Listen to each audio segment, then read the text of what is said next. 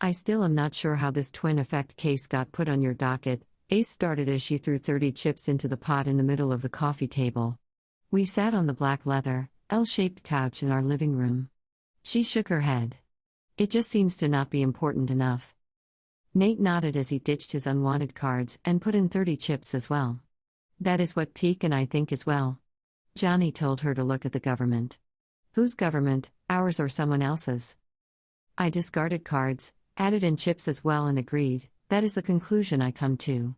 The bad part is that I hit up my contacts for information and all of them, including Johnny, looking over at Fireball, are being mum on the details of this case, which is an indication that it is bigger than we are being led to believe. We played in silence for a few minutes before Nate and Fireball folded. I'll put in 50, I told her, gathered the chips in front of me and tossed them in the pot.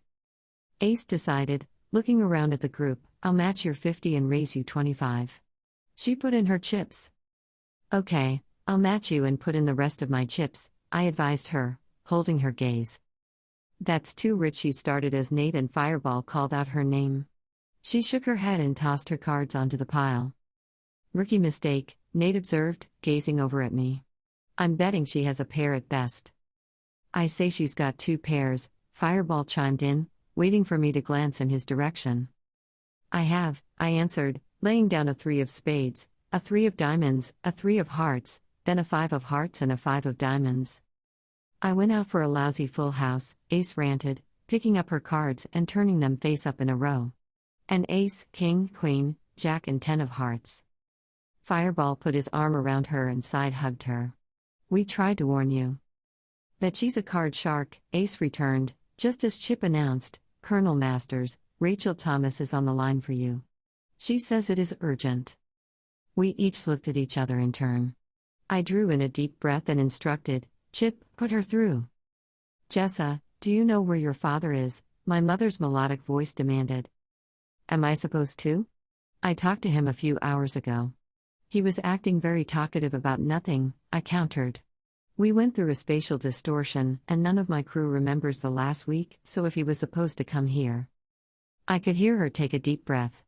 He and I have separated. I covered my eyes for a moment as Nate put his hand on my shoulder. I cannot play mistress to you and the IIB any longer, and he cannot play it to Maddie and the American people.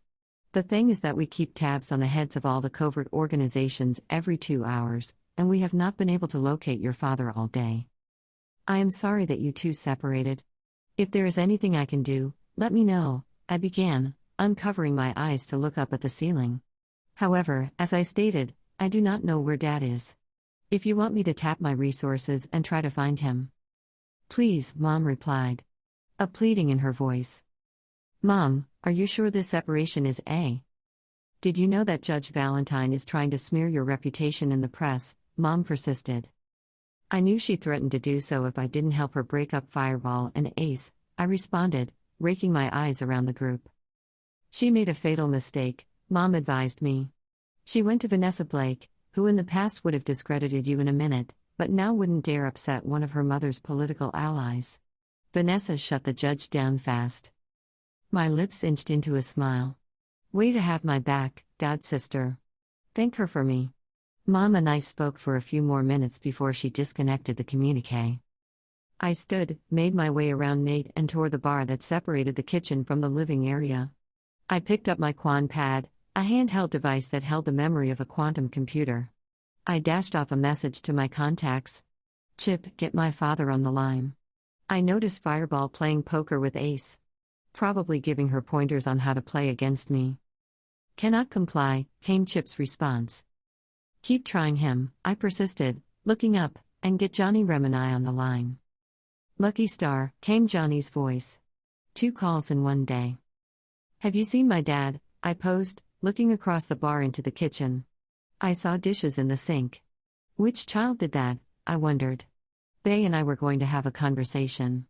I don't know how many times I told them to wash the dishes when they finished eating. All they had to do was load them in the dishwasher. Was that so hard? Apparently. Johnny remained silent for a moment. Johnny, what do you know? I required, folding my arms across my chest. He doesn't want anyone to know where he is, but, Johnny admitted, he's in trouble. I don't know where he is, but he is drinking. Like you and Cougar used to. Scratch that, like Tony proportions. I slammed my hand on the bar several times. He tried calling me. He was going on about nothing. He sounded like he might be drinking, but I didn't think. Johnny, you're good friends with him. Do you have any idea where he'd head? Nate put his arms around me from behind, resting his head on my back. Johnny took a deep breath and remarked, "You know where he is going to head." I frowned, then concluded, "To his mistress." Johnny corrected, "No, to you." Mom calls me and the IIB his mistresses, I advised him before I slammed the bar again.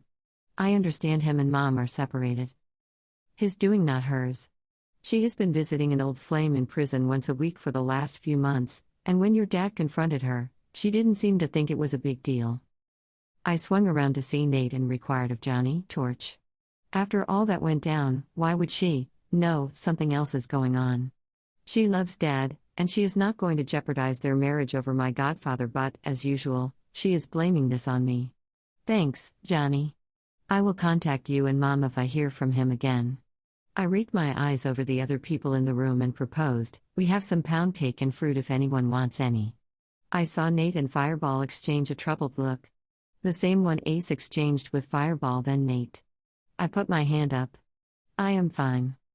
"I will get the cake," Nate offered, catching my eye, "and you go check on the little ones." I agreed, then made my way down the hallway, ducking into the room nearest to the master bedroom, where Lizzie and Mia now slept in their pink and purple beds.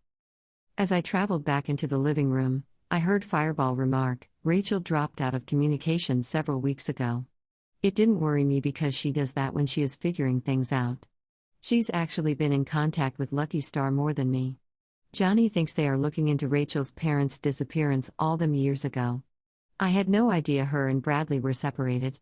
Rachel Thomas remained closer to her godson, Caleb, and Rena's biological father, Tony, and my good friend and ex-boyfriend of 6 months, Fireball, than to me, her own daughter. When there was a silence, Ace said to Nate, "I suspected. Peak said that you want to foster kids who need medical attention at Brett and Dr. Weinhardt's hospital. I like that idea. How do I get involved?" "Hold up," Fireball interrupted. "Shouldn't you consult me? We are getting married and raising Milano and our unborn daughter, when she shows up. I need more information." Nate said to Ace, "We completed the classes and have gone through the hoops, but Peak doesn't seem thrilled about it. Has she said anything to you? You're her company clerk." She shook her head and demanded, wagging her thumb, "Are you asking me to break Colonel Company Clerk confidentiality? Every company clerk takes an oath not to reveal what their colonel says in confidence." I smirked, then I reappeared in the common area, sinking onto the couch.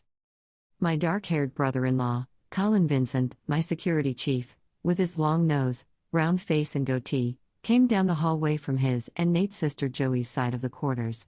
He ran his azure blue eyes around the room until he located me. "Jessa, do you know who is shacked up in VIP quarters, Lima?" When I shook my head, he turned his eyes to Ace, who shrugged. He moved his eyes back to me and advised me, "We are getting complaints from the neighboring quarters that they are hearing the sounds of someone throwing and breaking things coming from within VIP Lima. I didn't want to go in if you were using it as a safe house or something." Nate and I looked at each other. "Do you think it could be?" Nate questioned, holding my gaze. "There is only one way to find out," I countered, moving to the edge of the couch. "Could you or Joey look after?" Ace offered, glancing over at Fireball, "I'll look after the little ones. I could use all the practice I can get, putting her hand over her stomach, because it's been a minute since I cared for little ones." "I'll help her," Fireball agreed, putting his arm around Ace's shoulders. I stood to my feet and required, "You coming, Jag? I think I am going to need backup." "What's going on?" demanded Colin, folding his arms across his chest. Fireball replied, putting his hand up, "I will fill him in. Just go and see if that's him." Nate joined me at the main entrance, leading me out the doors.